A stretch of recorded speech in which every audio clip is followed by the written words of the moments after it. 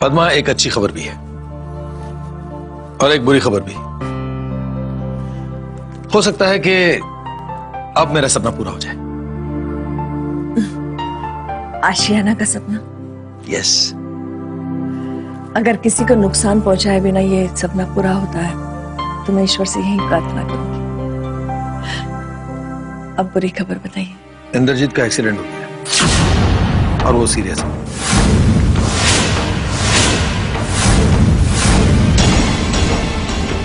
ये तो बहुत बुरा हुआ। बचने की उम्मीद भी नहीं है। डॉक्टर ने क्या कहा? ठीक है, भगवान पर भरोसा रखो। तब तो हमें उन्हें देखने के लिए चलना चाहिए। इतनी समझदार होकर तुम इतनी नासमझी वाली बात कर रही हो। अरे पद्मा, मैं उसका दुश्मन हूं। अगर उससे मिलने में वहां गया तो यही समझा जाएगा कि मैं उसका तमाशा करने वहां गया हूं, उसकी हंसी उड़ाने वहां गया।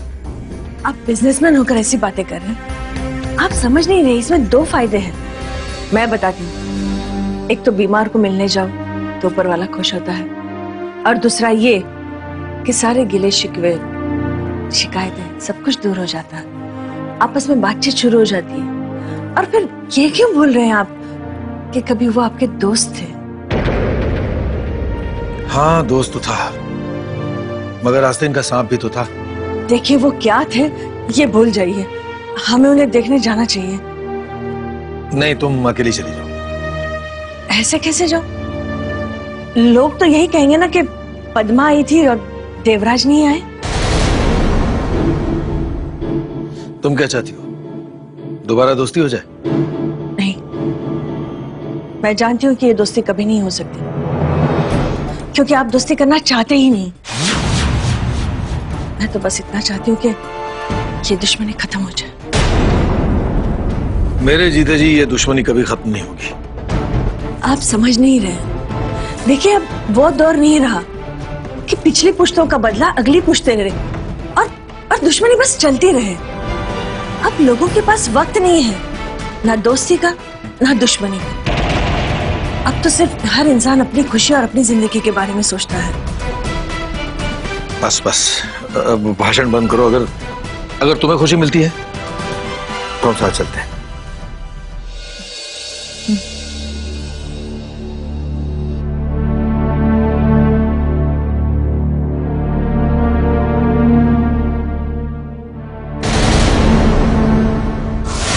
डॉक्टर ने कहा है कि ऑपरेशन अभी चल रहा है, मामला सीरियस है, इसलिए कुछ कहा नहीं जा सकता। नहीं, उनको कुछ नहीं होगा, वो ठीक हो जाएंगे। कैसी बातें कर रहे हैं आप? अभी तो संभालो, जल्दी से पानी लेकर आओ। ठीक हो जाएगी मम्मी, आप शांत हो जाइए मम्मी, प्लीज। चुप हो जाइए, हॉस्पिटल है ये। मम्मी प्लीज, दूसरे मरीज डिस्टर्ब हो जाएंगे ना। कुछ नहीं होगा। नहीं, कुछ नहीं होगा, कुछ नहीं होगा, कुछ नहीं होगा। नहीं, अगर आप ऐसे रोएंगे तो मैं क्या करूँगी? प्लीज चुप हो जाइए मम्मी, आप नहीं होगा, कुछ नहीं होगा, कुछ नहीं होगा, कुछ नहीं होगा, कुछ नहीं होगा। नहीं रामिनी, उनको कुछ नहीं होगा। आप ऐसी बातें कर रहे हैं। कुछ नहीं होगा मम्मी, आप प्लीज चुप हो जाइए मम्मी। आप ऐसे रोएंगे तो मेरा क्या होगा? कैसे मालूम है अपने आप को? कैसे मेरा एक्सीडेंट क्यों नहीं हो गया? मैं क्यों नहीं मर गई? भगवान ने मुझे क्यों नहीं मारा? उनको कुछ नहीं हो।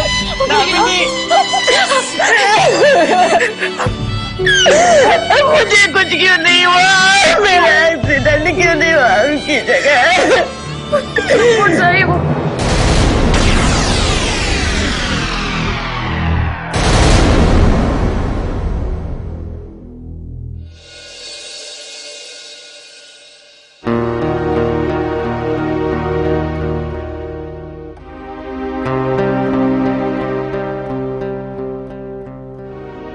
कहाँ जा रहे हैं आप लोग? हॉस्पिटल, इंद्रजीत से मिलने। मेरा ख्याल है कि आप लोगों को नहीं जाना चाहिए। क्यों? आप खुद समझदार हैं। नहीं बेटा, ऐसी बात नहीं है। जरूरी नहीं कि हर बार हम ही सही हो। इंसान गलतियों का पुतला है, हो सकता है कई बार हमसे भी गलती हो जाए। बोलो ना। बेधड़क कहो बेटा, क्या कहना चाहते हैं? अगर आप लोग ये सोच रहे हैं कि वो कहेंगे कि इतने लड़ाई झगड़े के बाद भी मिलने आ गए, वाह कितने अच्छे लोग हैं, तो ये बात भूल जाइए। बल्कि वो ये कहेंगे कि देखो आ गए हमारी बर्बादी का तमाशा देखने। नहीं विवेक, रचना ऐसा कभी नहीं सोचेगी, क्योंकि कुछ दिन पहले जब तुम्हारे लिए मैंने उससे बात की थी, तब उसकी बातों से मुझे ऐसा नहीं लगा कि उसके दिल में हमारे लिए कोई बुराई है। उस बात को भूल गया? दामिनी ने किस तरह आपसे बात की थी?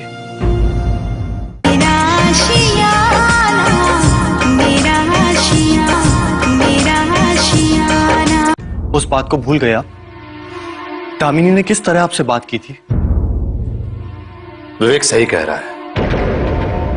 उन लोगों पर जो गुजरी है या गुजर रही है, वो सब सुनता हूं तो अमृता मुझे अच्छा नहीं लगता। वैसे एक बात है, अगर आज हम लोग वहां पर गए तो हो सकता है दामिनी उस दिन से भी ज्यादा बदतमीजी से पेश आए। लेकिन उस दिन भी मेरे दिल से यही आवाज निकली थी कि दामिनी गलत नहीं कर सकती, और आज भी मेरा दिल नहीं मान रहा कि वो कुछ गलत कर सकती है।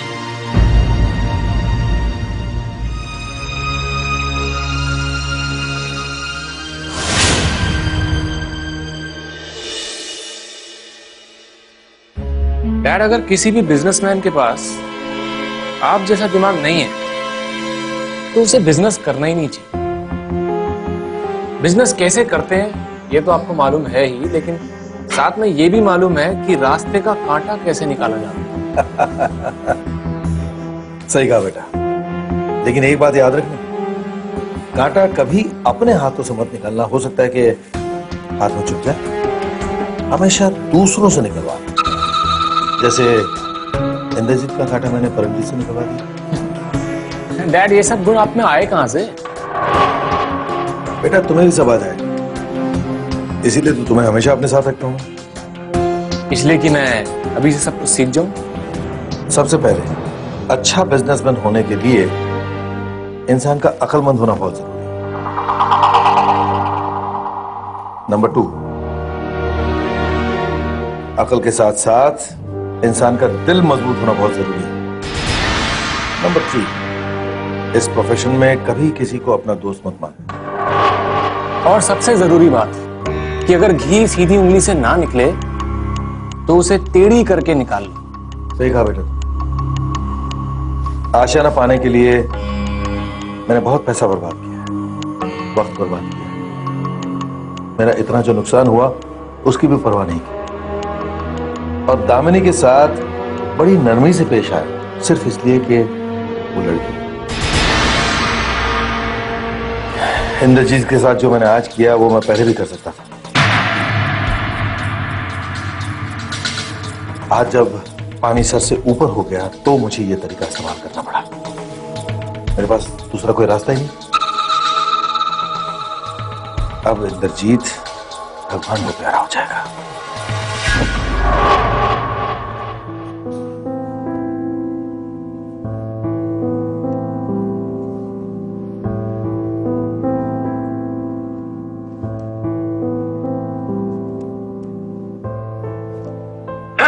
विवेक बाबू, सॉरी मैं आपको डिस्टर्ब कर रहा हूँ, लेकिन मैं जो आपको खबर सुनाने जा रहा हूँ ना, वो एकदम ताजा है, गर्मा गर्म।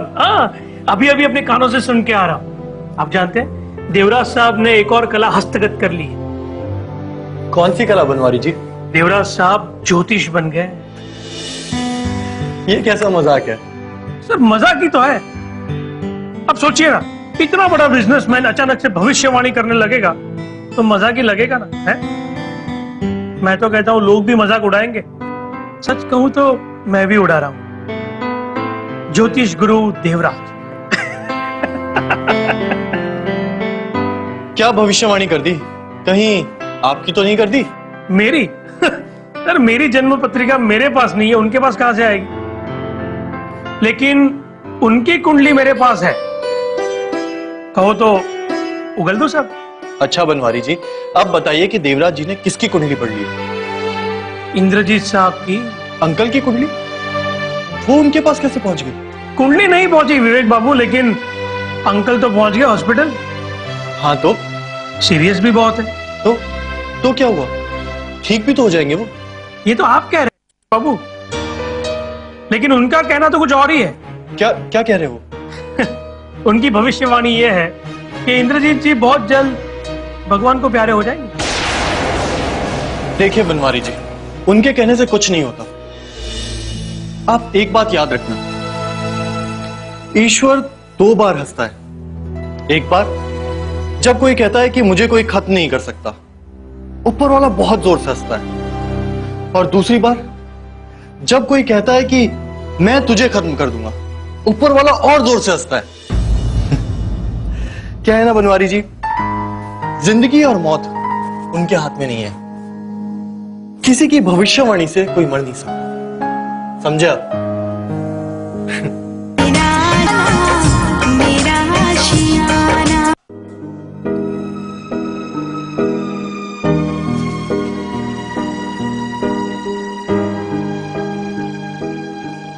अमृता, किसे फोन कर रही? दामिनी को फोन करके अंदाजा तो लग ही जाएगा। अगर वो हमसे नाराज है तो 2 बातें सुना देगी। वैसे गलती उसकी नहीं है, क्योंकि उसकी नजरों में हमें कसूरवार है। और अगर उसके दिल में हम जगह बनाना चाहते हैं तो हमारे स्वभाव से हमें उसके दिल को जीतना होगा। हाँ, लेकिन थोड़ा धीरे से बात करना, और अगर विवेक आ जाए ना तो फोन काट देना। ठीक है। लेकिन अगर वो फिर भी पूछे तो कोई बहाना बना देना, समझी? जी ठीक है।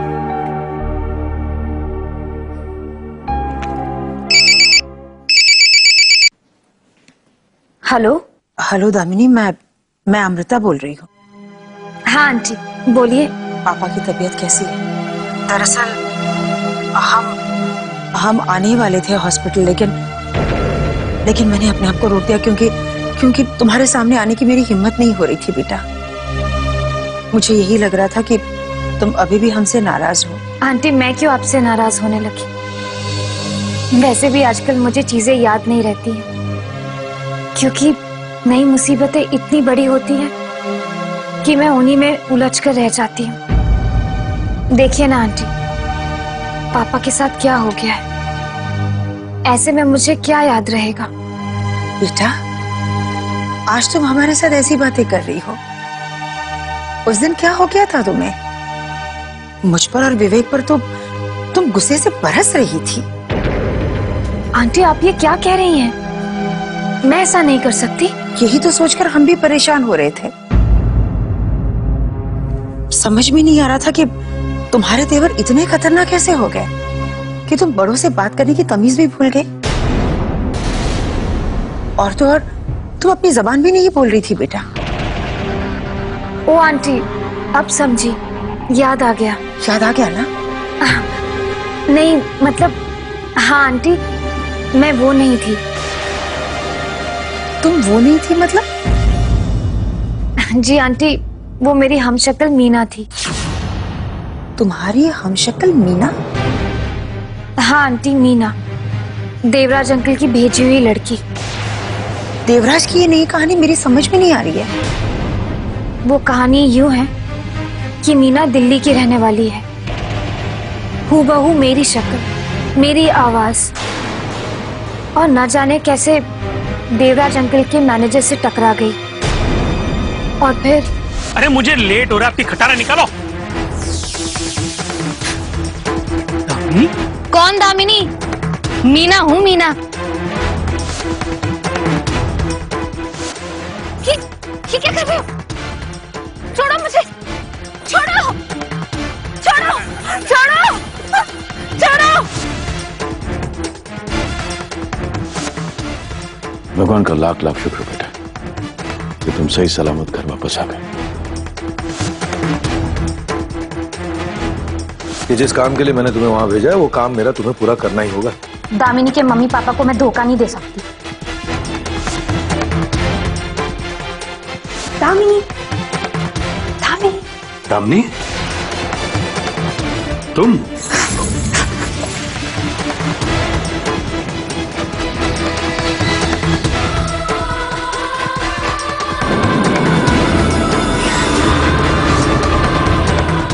आंटी, अगर उसका दिल पिघलता नहीं तो आज आपसे दामिनी नहीं मीना बात कर रही होती, और आज भी वही करती जो उसने उस दिन किया था। शैतान भी शर्मा जाएगा देवराज के सामने, यही सोचकर कि देवराज तो मुझसे भी बड़ा शैतान है। तुम्हें चिंता करने की कोई जरूरत नहीं है बेटा। शैतान परेशान जरूर करता है, लेकिन फैसले भगवान ही करता है।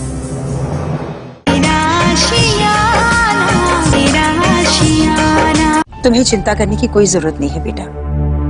शैतान परेशान जरूर करता है, लेकिन फैसले भगवान ही करता है। होगा वही जो वो चाहेगा। अच्छा ये बताओ, तुम्हारे पापा की तबीयत कैसी है? आंटी बस समझिए, मौत छू कर निकल गई। उनकी उम्र बहुत लंबी है, वरना मौत छूकर नहीं, जिंदगी छीन कर ले जाती। उनकी जिंदगी बड़ी है बेटा, लंबी उम्र है। उन्होंने मौत को भी मात दिया है। ईश्वर पर भरोसा रखना, वो बिल्कुल ठीक हो जाएंगे। आप प्रार्थना कीजिए आंटी। जरूर बेटा, जरूर प्रार्थना करूंगी। Okay aunty. देखा, मैंने आपसे कहा था ना कि मेरा दिल नहीं मान रहा था, और आखिर वही हुआ। क्या हुआ? अरे जो लड़की हमें 2 बातें सुनाकर गई ना, वो दामिनी नहीं थी, उसकी हमशक्ल मीना थी। मीना?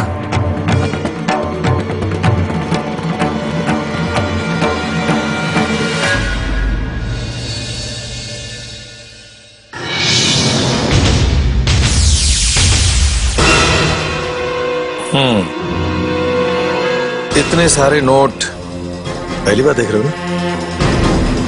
ये तो तुम्हारे हिस्से के 25% है, और बाकी के 75% तब मिलेंगे जब आशियाना पर पूरी तरह से कब्जा होगा तब। देवराज अंकल, पूरा कब्जा होने में अब ज्यादा देर नहीं है। इसे बंद करके रख लो।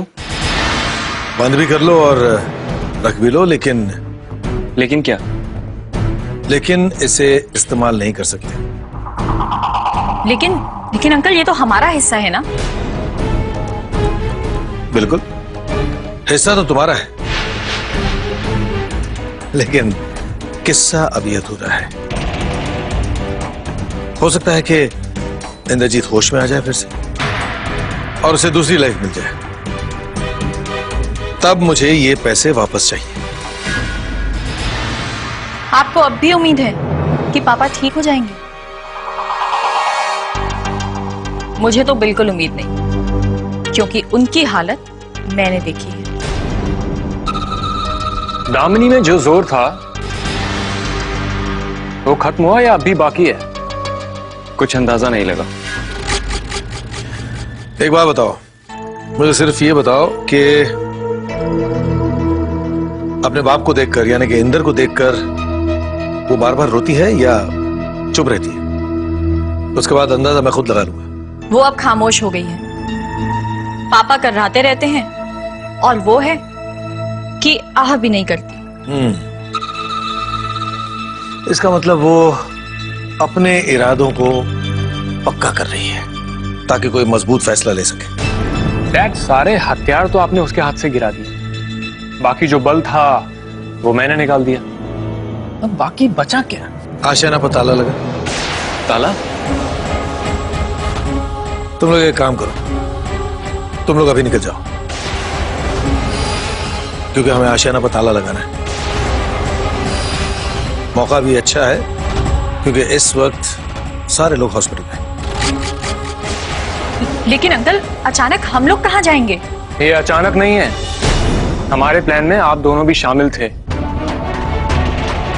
और जैसा मैं कह रहा हूं आप लोग वैसा ही करेंगे। यहां ताला लगेगा तो आप लोगों की किस्मत का ताला खुलेगा।